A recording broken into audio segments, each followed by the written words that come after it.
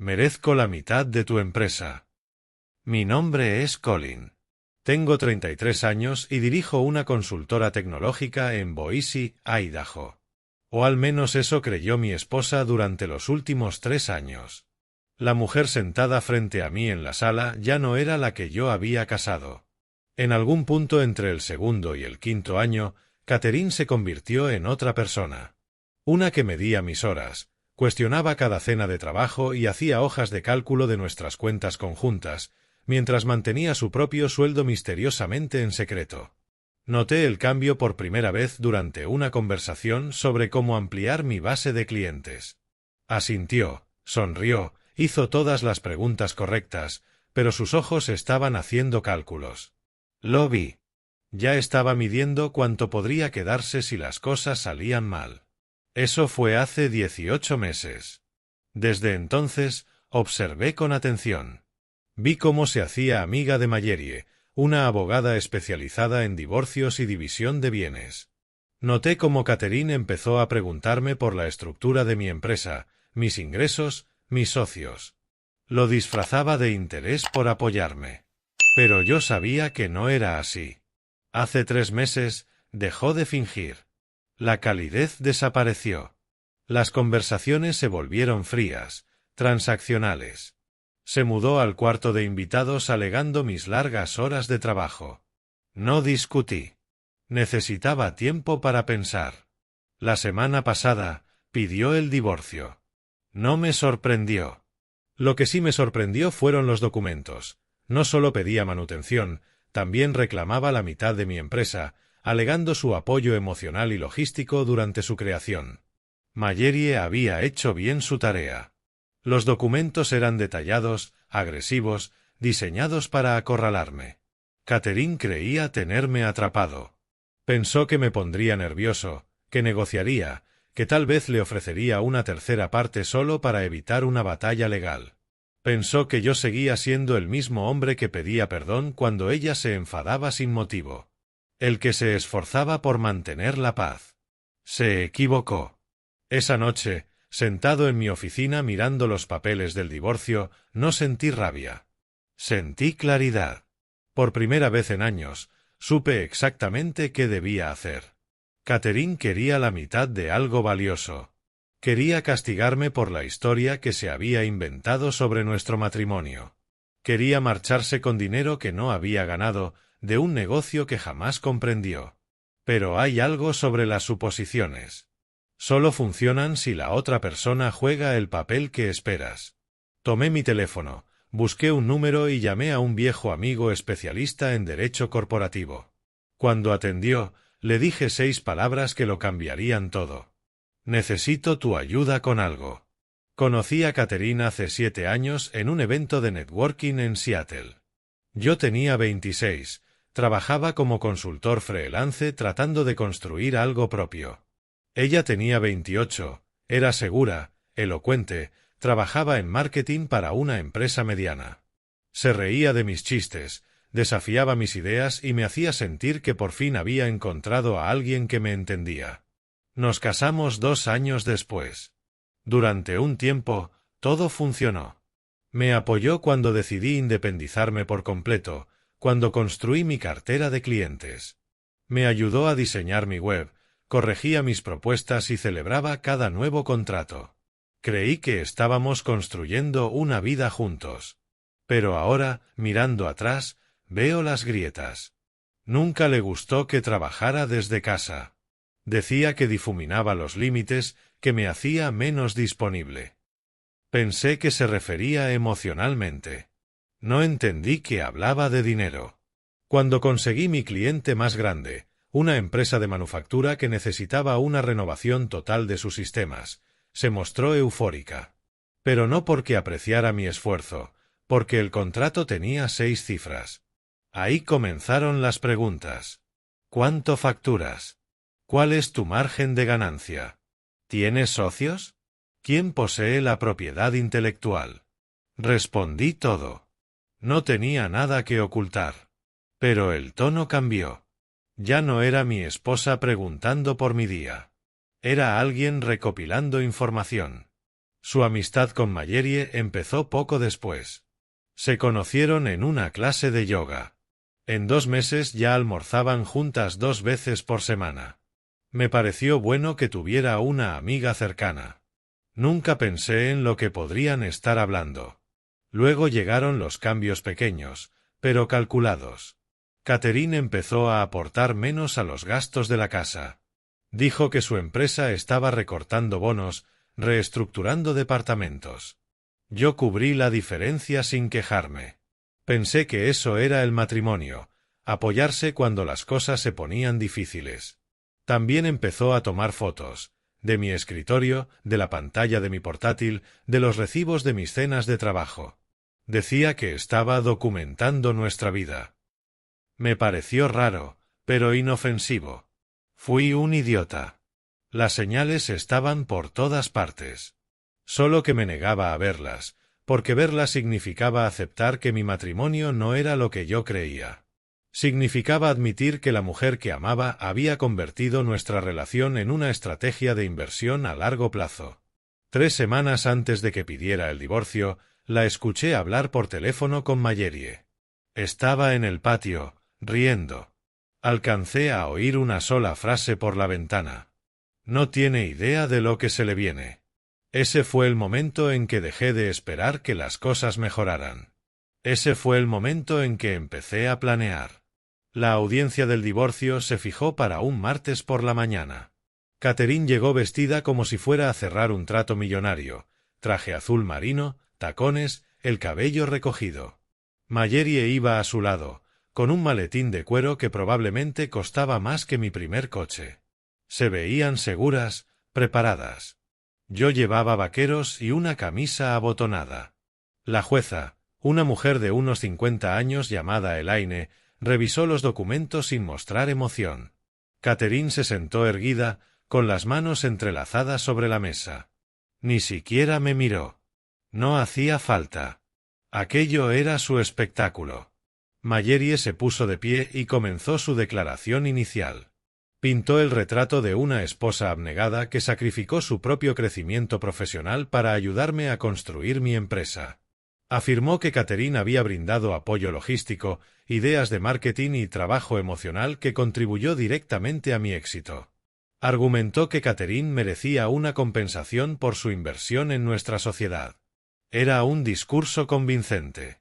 Si ignorabas que nada de eso era cierto. Cuando Mallory terminó, la jueza me miró. «Señor Collin, ¿tiene representación legal?» «Sí, su señoría. Debería llegar en cualquier momento». Catherine miró a Mallory. Un destello de confusión cruzó su rostro. Le había dicho que no contrataría abogado. Que quería resolver todo rápido y sin dramas. Y me creyó, porque pensaba que yo seguía siendo el hombre que evitaba los conflictos. La puerta se abrió. Mi abogado, Peter, entró. Tenía 52 años, aspecto sencillo y fama de ser meticuloso. Saludó a la jueza, dejó su maletín y le entregó una carpeta. «Su señoría, me gustaría presentar pruebas que contradicen directamente las afirmaciones de la demandante». Catherine se tensó. Mallory frunció el ceño. La jueza abrió la carpeta y comenzó a leer. Su expresión no cambió, pero vi cómo se le alzaban las cejas. Miró a Catherine, luego a mí, y de nuevo a los documentos. «Señor Collin», dijo lentamente, «¿puede explicar lo que estoy viendo?» Me puse de pie. «Su señoría, mi esposa reclama la mitad de mi empresa. El problema es que la empresa de la que habla no existe». El silencio llenó la sala. Catherine se puso pálida. Mallory tomó la carpeta de las manos de la jueza y la revisó frenéticamente. Su rostro pasó de la confusión al shock y luego al enfado. «Esto no puede ser», dijo Mallory. «Tenemos documentación, contratos, registros financieros». «Tienen documentos», respondí, «pero no son reales». Catherine se levantó, temblando. «¿De qué estás hablando? He visto tus facturas, tus declaraciones de impuestos, tus extractos bancarios. Has visto lo que quise que vieras», le dije, y todo era falso. La jueza se inclinó hacia adelante. Señor Collin, creo que necesita explicar esto con mucho cuidado. Lo haré, su señoría, respondí. En realidad, es bastante simple. Hace 3 años supe que mi matrimonio no iba a durar. Catherine empezó a hacer demasiadas preguntas sobre dinero. Mostraba demasiado interés por mi estructura empresarial, por cifras que no deberían importarle. Quise creer que era paranoia mía. Pero el instinto no miente. Así que empecé a probarla. Le dije que estaba creciendo, que tenía nuevos clientes, que había subido mis tarifas, que pensaba contratar personal. Lo hice sonar más grande de lo que era. Y vi cómo sus ojos se iluminaban. Empezó a hablar de inversiones, de propiedades, de vacaciones. No estaba planeando un futuro conmigo. Estaba planeando su salida. Entonces construí el señuelo. Creé una empresa falsa. No en papel, sino en percepción. Diseñé una web para una consultora llamada North Peak Solutions. La hice parecer totalmente real, diseño profesional, casos de estudio, testimonios de clientes, todo inventado. Registré el dominio, abrí un correo de empresa y hasta conseguí un número de teléfono que redirigía a un móvil prepago. Después, comencé a dejar rastros. Imprimí facturas falsas y las dejé sobre el escritorio. Redacté contratos ficticios y los guardé en un archivador al que Catherine podía acceder. Abrí una cuenta bancaria a nombre de la empresa y hacía pequeños depósitos cada mes, solo lo justo para que pareciera legítima. Le conté que North Peak Solutions era mi nuevo proyecto, que estaba dejando el trabajo freelance para construir algo escalable. Ella se lo creyó todo. Preguntó por los ingresos, los inflé. Preguntó por la propiedad, le dije que era el único dueño. Cada mentira estaba calculada. Cada documento falso, diseñado para parecer auténtico. Pasé meses construyendo una empresa que solo existía en la imaginación de Catherine. Y jamás lo dudó. Empezó a tomar fotos de mi oficina creyendo que reunía pruebas. Capturó pantallazos de correos que yo dejaba abiertos a propósito. Incluso pidió a Mallory que investigara la empresa. Lo supe porque monitoreaba el tráfico del sitio web. La dirección IP del despacho de Mallory aparecía varias veces. Pensaban que eran listas. Creían que estaban construyendo un caso. En realidad, lo estaban construyendo sobre arena. Cuando Catherine presentó el divorcio, su reclamo giraba en torno a North Peak Solutions. Exigía la mitad de su valor. Mallory argumentó que Catherine había apoyado el negocio durante su creación, que sus aportes le daban derecho a participación. Presentaron las facturas falsas, los contratos falsos, los extractos falsos. Todo lo que yo había sembrado. Peter, mi verdadero abogado, sabía la verdad desde el principio. Lo contraté un año antes de que Catherine actuara. Le conté mi plan. Me advirtió que era arriesgado. Le dije que era necesario. Cuando empezó la audiencia, Peter ya había presentado documentos ante el tribunal. Contactó con la Secretaría de Estado de Idaho y verificó que North Peak Solutions no estaba registrada como entidad legal. Solicitó los registros bancarios de la cuenta que abrí. Todos los depósitos provenían de mi cuenta personal. No había clientes, ni ingresos, ni activos. North Peak Solutions era un fantasma. Catherine y Mallory habían pasado meses construyendo un caso sobre una empresa que nunca existió. Tenían fotos, correos, documentos financieros. Suficientemente reales para engañarlas. Insuficientemente reales para sostenerse en un tribunal. Cuando la jueza terminó de leer las pruebas, dejó la carpeta y miró a Catherine. Señora Catherine, ¿verificó usted de forma independiente la existencia de esta empresa? Catherine abrió la boca, pero no salió palabra. Mallory reaccionó primero. Su señoría, esto es claramente un intento de ocultar bienes. El señor Collin ha admitido crear documentación falsa. Eso debería investigarse.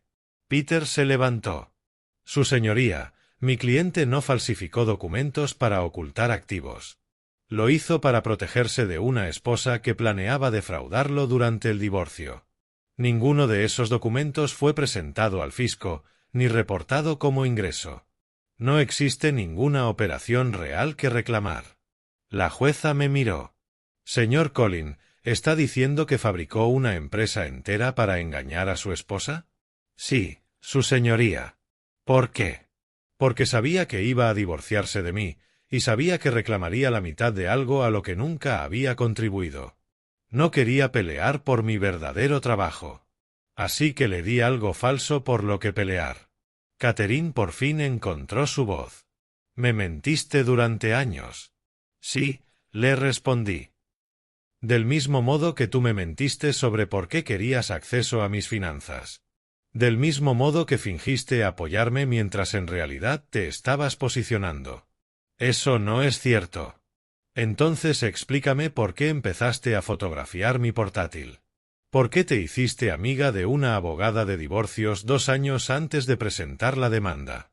¿Y por qué abriste una cuenta bancaria aparte y dejaste de aportar a los gastos del hogar mientras me exigías cubrirlo todo?» Ella no respondió. Mallerie intentó recomponerse. «Su señoría, independientemente de la intención, la señora Catherine creía que esa empresa era real. Tomó decisiones basándose en esa creencia. Tiene derecho a una compensación». Peter negó con la cabeza. «Tiene derecho a los bienes matrimoniales, cosa que no estamos discutiendo. Pero no tiene derecho sobre una empresa ficticia. La única actividad real de mi cliente es su trabajo de consultoría independiente, el cual opera bajo su propio nombre. Ese negocio existía antes del matrimonio y, según la ley de Idaho, es propiedad separada». La jueza hojeó los documentos una vez más. «Señor Collin, ¿tiene registros de su verdadero trabajo de consultoría?» «Sí, su señoría. Declaraciones de impuestos, contratos con clientes, facturas, todo debidamente documentado y separado de cualquier cosa a la que mi esposa tuviera acceso». Catherine miró a Mallerie, el pánico asomando en su rostro. «¿Qué significa esto?» Mallerie parecía querer meterse debajo de la mesa. «Significa», dijo la jueza, «que no tiene derecho sobre un negocio que no existe. Y, según las pruebas presentadas, parece que intentaba reclamar bienes a los que no tenía derecho legal». «No estaba intentando robar nada», dijo Catherine. «Solo quería lo que merecía». «Merece lo que la ley dice que merece», respondió la jueza, «que en este caso es una división equitativa de los bienes matrimoniales reales, no de los imaginarios». Catherine se levantó de golpe. «Esto es una locura. Él me engañó». «Él se protegió», respondió la jueza. «Hay una diferencia». La sala quedó en silencio. Catherine volvió a sentarse, con el rostro enrojecido. Mallerie le susurró algo, pero Catherine solo miraba la mesa. Peter entregó otro documento a la jueza. «Su señoría, hemos preparado una división de los bienes matrimoniales reales. Mi cliente está dispuesto a proceder con un acuerdo justo, siempre que la demandante retire su reclamo sobre North Peak Solutions». La jueza miró a Catherine. «Señora Catherine, ¿desea retirar su reclamo?» Catherine no levantó la vista.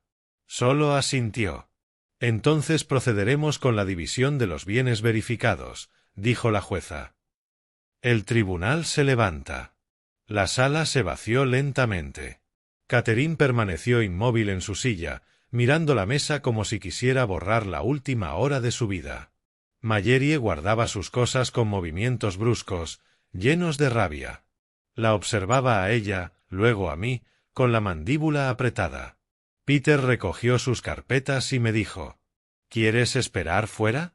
«No», respondí. «Estoy bien». Catherine por fin me miró. Tenía los ojos enrojecidos, pero no lloraba. Estaba furiosa. «Planeaste todo esto», dijo. «¿Lo planeaste todo?» «Sí». «¿Cuánto tiempo?» 3 años. Soltó una risa amarga, quebrada. 3 años. Te sentabas frente a mí en la cena, dormías bajo el mismo techo y mentías todo el tiempo. Me estaba protegiendo, le respondí. Tú estabas construyendo un caso. Yo estaba construyendo una defensa. Yo te amaba, dijo. No, le respondí, tú amabas lo que creías que podía darte. Mallory se interpuso entre nosotros. Catherine, tenemos que irnos. Catherine se levantó, con las manos temblorosas. Me miró una vez más. No eres el hombre que creí que eras. Bien, le dije. Porque tú tampoco eres la mujer que yo creí. Se marcharon. La puerta se cerró detrás de ellas y la sala quedó en silencio. Peter se sentó a mi lado. Sabes que podría intentar apelar, ¿verdad? No lo hará. ¿Cómo lo sabes? Porque tendría que admitir que la engañaron, dije. Y Catherine no admite estar equivocada. Peter sonrió. Probablemente tienes razón. Salimos del juzgado 20 minutos después. El cielo estaba nublado, el aire frío. Me quedé un momento en las escaleras, respirando. Era la primera vez en años que sentía mi mente despejada. El peso que llevaba encima había desaparecido. Peter me dio la mano. Tomaste un riesgo enorme. Lo sé. Si hubiera contratado a un auditor forense, esto habría terminado de otra forma. No lo hizo porque pensaba que ya había ganado. Exacto, respondí. Ese era todo el punto. Peter asintió. Bueno, felicidades. Acabas de ejecutar una de las estrategias de autodefensa más creativas que he visto. Gracias. ¿Qué harás ahora? Miré el juzgado, luego la calle. Volver al trabajo, dije. Al trabajo real. Peter rió. Suerte, Colin. Igualmente. Conduje hasta casa. Cuando entré, la casa estaba en silencio. Catherine ya había retirado casi todas sus cosas. Las paredes desnudas, el mobiliario mínimo. Se sentía vacía, pero también limpia. Me senté en mi escritorio y abrí el portátil. 3 correos de nuevos clientes, 2 actualizaciones de proyectos, una recomendación de un antiguo cliente que quería ampliar su contrato. Mi negocio real, el que había construido antes de Catherine, el que había protegido, seguía intacto. Pasé la tarde respondiendo correos, ajustando cronogramas, planificando mis siguientes pasos. El trabajo era estable. Era mío. Y nadie podía quitármelo. Catherine había pasado años preparándose para quedarse con algo valioso. Había planeado, manipulado y construido toda su estrategia de escape alrededor de una mentira que yo mismo le di. Y al final, se marchó con exactamente lo que merecía. Nada. El acuerdo se cerró 2 semanas después. Catherine obtuvo la mitad de lo que realmente construimos durante el matrimonio. El valor de la casa, la cuenta conjunta, algunos muebles. No discutí nada. Esas cosas no me importaban. Lo que importaba era mi trabajo, mi independencia, mi capacidad de seguir creando algo verdaderamente mío. No obtuvo North Peak Solutions. No obtuvo mis contratos de consultoría. No pudo reescribir la historia ni fingir que había construido algo que jamás tocó. La audiencia final fue breve. Catherine firmó los papeles sin decir palabra. Cuando terminó, salió del juzgado sin mirar atrás. Mallory la siguió, con el rostro tenso, imposible de leer. Me quedé allí un momento, con los documentos firmados en la mano. Era irreal. 3 años de planificación, meses de tensión, y todo terminó en menos de 1 hora. Peter me dio una palmada en el hombro. ¿Cómo te sientes? Más ligero, dije. Bien. Te lo ganaste. Las consecuencias llegaron rápido. La historia se corrió entre los círculos legales, no públicamente, pero sí lo suficiente. La reputación de Mallory se hundió. Había construido un caso sobre documentos que nunca verificó, persiguiendo una empresa inexistente. Otros abogados comenzaron a cuestionar su rigor. En un mes perdió 2 grandes clientes. Su bufete la trasladó discretamente al área de investigación y revisión de contratos. Seguía empleada, pero su carrera como abogada de divorcios había terminado. Catherine se mudó a Portland. Supe que consiguió trabajo en una pequeña agencia de marketing. No la seguí. No tenía sentido. Tenía lo que quería: mi empresa, mi libertad, mi paz. Mi negocio de consultoría creció con el tiempo. Tomé proyectos que me desafiaban, con clientes que respetaban mi trabajo.